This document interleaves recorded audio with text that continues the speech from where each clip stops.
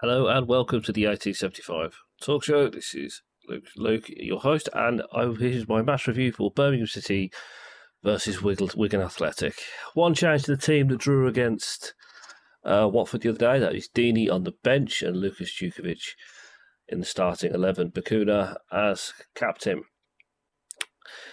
Looking at my notes, and I've written down, sitting here before the match, thinking about the previous games we've played, I feel that this is a game we can really take it to them and get all 3 points. Jesus Christ. 10 minutes, Joe Bennett showed a red card for a foul on Lucas Djukovic. It wasn't a foul, didn't even touch him. Djuki dived. But the amount of times that those decisions have gone against us, I'm not going to sit here and moan. 12, then it was just all hands on deck and we piled into Wigan. 10 minutes, 12th minute, Bakuna, right-footed shot from outside the box, missed on the left post. 13th minute header from the Djuki from the centre of the box, misses to the right. 14th minute attempt blocked by Hogan. Wigan were all over the place. They couldn't settle. Blues had ramped up the pressure. Blues had had all of the ball since the red card, and Wigan looked completely shell-shocked. Then a substitute came in the 18th minute for Wigan. And Wigan looked a lot more stable since then, and they've got much more of the ball. 24th minute, Scott Hogan shot from the right side of the 6-yard box, but missed at the top right-hand corner. 30th minute, a foul for Scott Hogan. 32nd minute, Jordan James shot outside the box, just shy of the post. The quality in the final third for Blues to that point had really let us down. That the last pass was either too short or too much. Then Wigan started piling the pressure on before half-time, 2 consecutive corners, as well as 2 consecutive throws in right by our box. First half it ended 0-0. That was never a foul on Djuki, but the amount of times, as I said, the amount of times those decisions have gone against us, I'm not going to complain when it goes our way for a change. We really put the pressure on after the sending off, but Wigan managed to defend well, kept their shape, and as soon as the sub was made, the tide of the game started to shift. It really was the quality of the final touch that let us down in the first half. We had some decent attempts, but for every one shot that we had 2 missed passes that could have become shooting opportunities. Second half kick-offs to no changes. Wigan were, for some reason, really ridiculously wasting time. I think 2 or 3 occasions right at the start of the second half, a player went to go take a throw-in, and all of a sudden he changed his mind, dropped the ball and walked away from it. So the referee finally decided to step in and have a word with the Wigan players. Wigan were making it really hard for Blues. Every time they lost the ball, they were getting back in their shape really quickly, throwing players at us to keep the pressure on. 55th minute, Djuki's header was saved, top left corner. 57th minute, Deeney on for Djuki and Lecco on for Williams. You could see the frustration on Eustace's face. He was urging Lecco to go take on the defenders. He was urging his players to get moving, to keep going.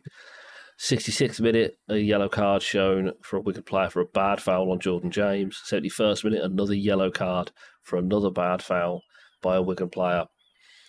And as I put in my notes, again, the final touch and pass seems to be completely missing from our game. 79th minute, George Hall came on for Sam Cosgrove. 80th minute, Wigan were wasting time again. 80th minute, Cosgrove with a shot just on the edge of the box, just the inner edge of the box. Keeper managed to dive, just got a hand to it and pushed it for a corner. And then the other, honestly, a gut punch, 82nd minute, Wigan scored. It had really been against the run of play. Blues have had a lot more of the ball. At the same time, we haven't really managed to create anything decent except for the shot Cosgrove had a minute before.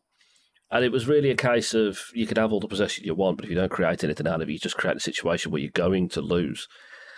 Shortly after, 84th minute, Sanderson with a really good shot from distance, forced the keeper to save to keep the ball out of the net. 84th minute. 86th minute, Maxime Collin came off for Joe Bellingham. And less than a minute later, the ball fell for Bellingham's feet on the penalty spot. Just with the keeper to beat, took the shot, but the lad, he's a young lad.